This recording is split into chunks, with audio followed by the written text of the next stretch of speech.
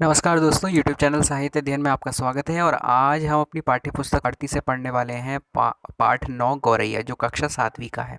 तो देखिए, ये पाठ जो है एक कविता है। इसे लिखा है डॉक्टर शिव मंगल सिंह सुमन ने। तो चलिए शुरुआत करते हैं। कविता कुछ इस प्रकार है।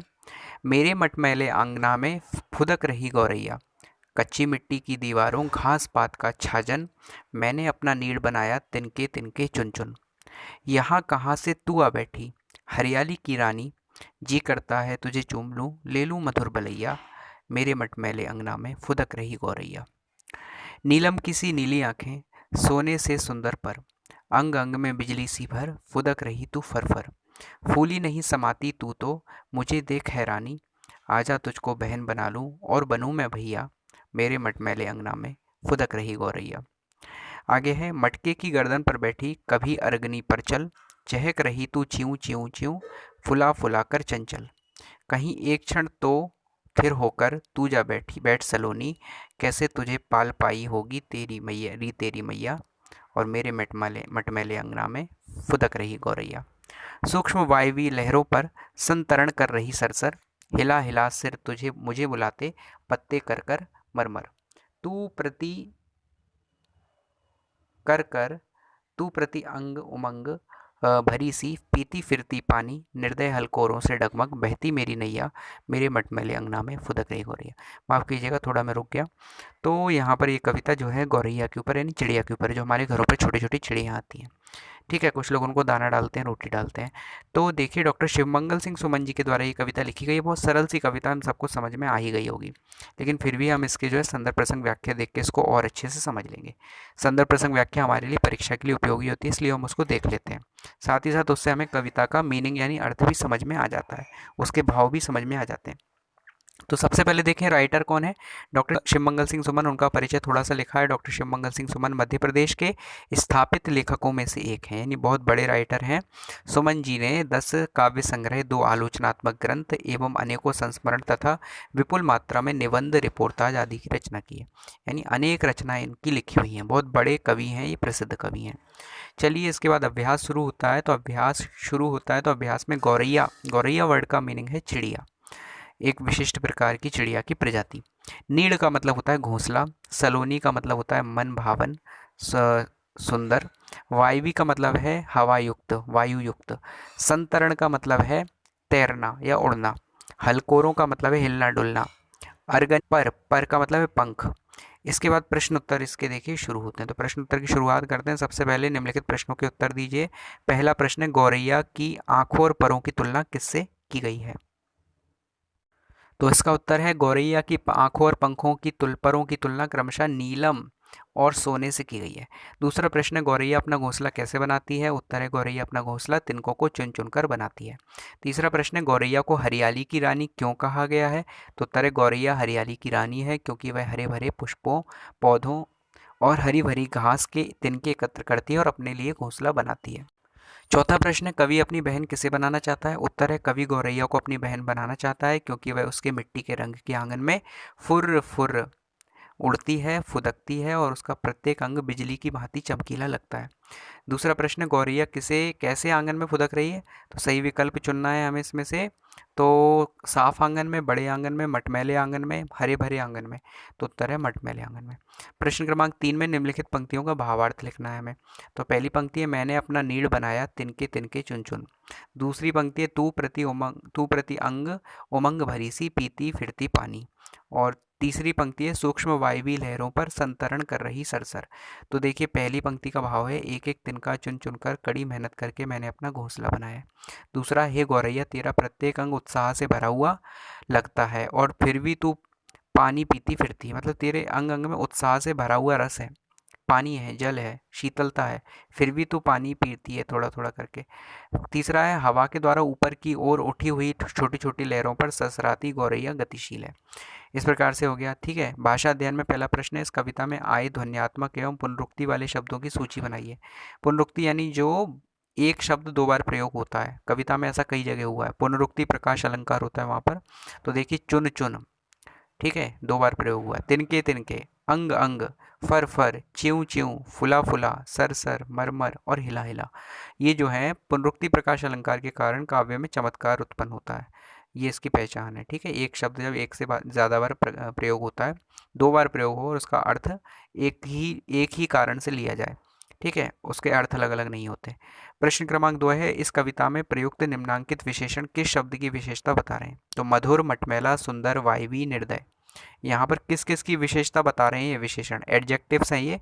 किन किन वर्ड्स की विशेषताएं बता रहे हैं? तो मधुर, बलैया, मधुर शब्द विशेषण जो है बलैया शब्द की विशेषता है। मटमैला शब्द जो है आंगन की विशेषता है। सुंदर जो है पर, वायवी हैं लहरें, और निर्दय हैं हलकोरों।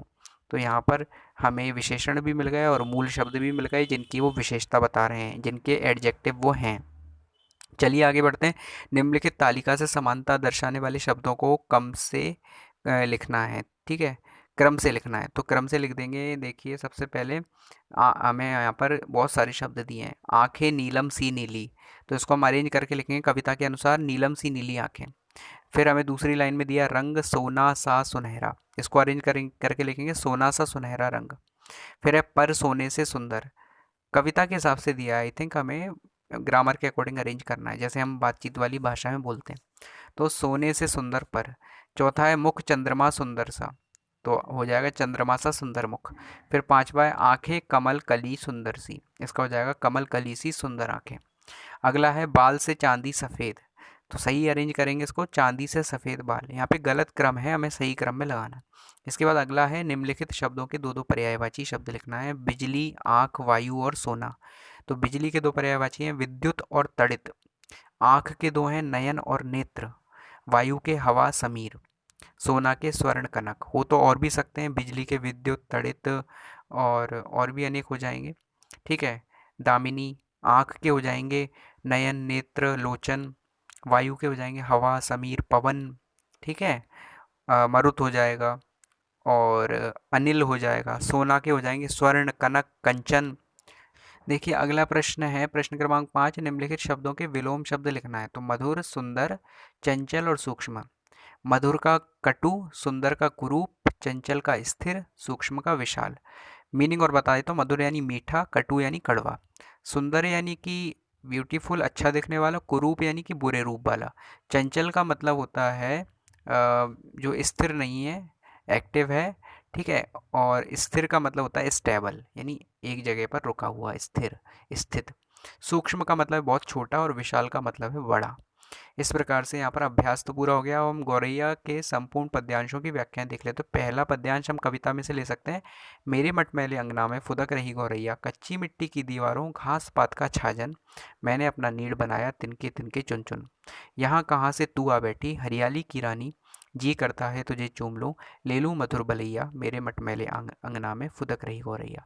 तो यहाँ पे कठिन शब्द देखें तो मटमैले का अर्थ है मिट्टी के रंग के। गौरैया यानी एक छोटी सी चिड़िया जो प्रायः घरों के आसपास रहती है। घास पात यानी घास और पत्तों का, छाजन यानी छप्पर, नीड़ यानी घोंसला।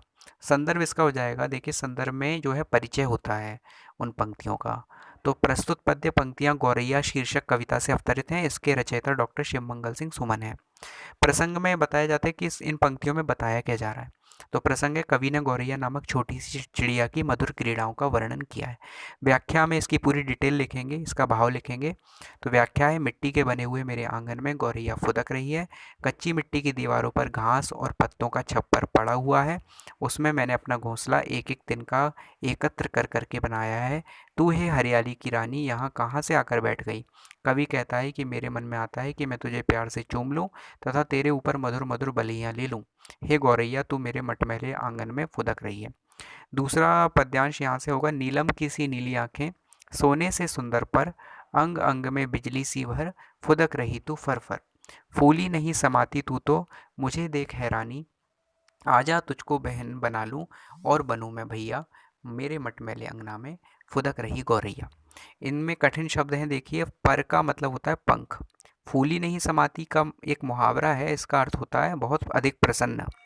हैरानी का मतलब है अचंभा। ये देखिए शब्दों के अर्थ हो गए। संदर्भ इसमें पूर्व की तरह है, यानी पहले वाला ही चलेगा। जब आप परीक्षा में लिखेंगे तो वही वाला लिख देंगे संदर्भ जो पिछला है, क्योंकि पूरी कविता का एक ही संदर्भ है। लेकिन यहाँ पे हमने लिख दिया है पूर्व की तरह। प्रसंग में क्या है इस कविता का, इन पंक्तियों का प्रसंग है कवि गौरैया की सुंदरता और उसकी चंचलता का वर्णन करता है। व्याख्या में हम देखिए क्या लिख सकते हैं। कवि कहता है कि इस गौरैया की आंखें नीलम मणि के समान नीली हैं, इसके पंख स्वर्ण के जैसे हैं यानी सोने के जैसे हैं, अपने अंग अंग में यह बिजली के समान चपलता लिए हुए फुर फुर करती हुई इधर से उधर फुदक रही है। इसकी चंचलता को देखकर मुझे अचंभा हो रहा है कि यह खुशी के मारे फूली नहीं समा रही है। हे गौरैया, तू मेरे पास आ जा, मैं तुझे अपनी बहन बना लेना चाहता हूँ, साथ ही तेरा भैया भाई बन जाने की कामना करता हूँ। यह गौरैया मटमैले रंग के मेरे आंगन में इधर से उधर लगातार फुदक रही है। इसके बाद हम तीसरा पद्यांश इस कविता से ले सकते हैं कि मटके की गर्दन पर बैठी कभी अरगनी पर चल, चहक रही तू च्यूं च्यूं, च्यूं च्यूं फुला फुला पर चंचल, कहीं एक क्षण तो थिर होकर तू जा बैठ सलोनी, कैसे तुझे पाल पाई होगी री तेरी मैया, मेरे मटमैले अंगना में फुदक रही हो रही है। यहाँ शब्दार्थ हैं कठिन शब्दों के। मटका माने घड़ा, अरगनी यानी कपड़े आदि टांगने के लिए रस्सी या लकड़ी, क्षमा कीजिएगा मैंने छज्जा बोल दिया था, इसको गलत था। इसका मतलब है अरगनी यानी कपड़े आदि टांगने के लिए जो रस्सी या लकड़ी होती है। खूटी, खूटी भी बोल सकते हैं। पर यानी पंख, थिर यानी स्थिर होकर, सलोनी यानी सुंदर, अच्छी या अच्छी, पाल पाई है होगी यानी पालन पोषण किया हुआ। संदर्भ इसका पूर्व की तरह है। प्रसंग है कवि फुर्तीली गौरैया नामक चिड़िया की क्रियाओं का वर्णन करते हैं। व्याख्या है कवि कहते हैं कि गौरैया कभी तो घड़े की यानी कि मटके की गर्दन पर उछलकर आकर बैठ जाती है, तो दूसरे ही क्षण वह अरगनी कपड़े आदि टांगने की रस्सी पर चली जाती है। वह च्यूं च्यूं करती हुई लगातार चहकती फिरती है। वह चंचल बनकर अपने पंखों को फुलाकर इधर उधर फुदकती फिरती है। हे सुंदर सी गौरैया, तू एक क्षण करके लिए तो किसी एक स्थान पर स्थिर होकर बैठ जा।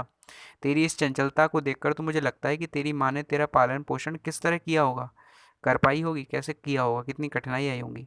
तो हे गौरैया, तू मेरे मिट्टी के रंग वाले आंगन में फुदक रही है। देखिए अगला जो पद्यांश है हम कहाँ से लेंगे। अगला पद्यांश है सूक्ष्म वायवी लहरों पर संतरण कर रही सरसर, हिला हिला सिर मुझे बुलाते पत्ते कर कर मरमर, तू प्रति अंग उमंग भरी सी पीती फिरती पानी, निर्दय हलकोरों से डगमग बहती मेरी नैया, मेरे मटमैले अंगना में फुदक रही हो रही है। तो कठिन शब्दों के अर्थ देखें। सूक्ष्म का मतलब है छोटी छोटी सी, वायवी मतलब हवा की, पर मतलब ऊपर, संतरण यानी गति गतिशीलता यानी कि मूवमेंट, क्या बोल सकते हैं इसको हम, स्पीड, ठीक है। और प्रति का मतलब प्रत्येक, और मरमर का मतलब मरमर की आवाज़ करते हुए, ठीक है। उमंग का मतलब उत्साह, हलकोरों का मतलब हिलोरें, डगमग का मतलब डगमगाती हुई, नैया का मतलब नौका या नाव, निर्दय का मतलब कठोर हृदय। तो संदर्भ पूर्व की तरह ही चलेगा। प्रसंग है गौरैया के फुर्तीले क्रियाकलापों का वर्णन किया गया है। व्याख्या में लिख सकते हैं कवि कहता है कि हवा के द्वारा ऊपर को उठी हुई छोटी छोटी लहरों पर सरसराती गौरैया गतिशील बनी हुई है। हवा से हिलते हुए उसके सिरों से मर मर की ध्वनि करते पत्ते कवि को बुला रहे हैं। गौरैया के शरीर का प्रत्येक अंग उमंग से उत्साह से भरा हुआ है और वह उठी हुई छोटी छोटी लहरों के पानी को पीती फिरती है। कवि कहता है कि मेरे जीवन की नौका कठोर हृदय संकटों दुखों रूपी हिलोरों से इधर उधर डगमगाती फिरती है। इस तरह के मुझे जैसे व्यक्ति के मटमैले मिट्टी के रंग वाले आंगन में गौरैया फुदकती फिरती है। इस प्रकार से ये कविता के सारे भाव, सारे मीनिंग यहाँ पर कंप्लीट हो जाते हैं। इन्हें आप अपने एग्ज़ाम में लिख सकते हैं और सारा अभ्यास भी यहाँ पर पूरा हो जाता है। थैंक यू सो मच, बहुत बहुत धन्यवाद।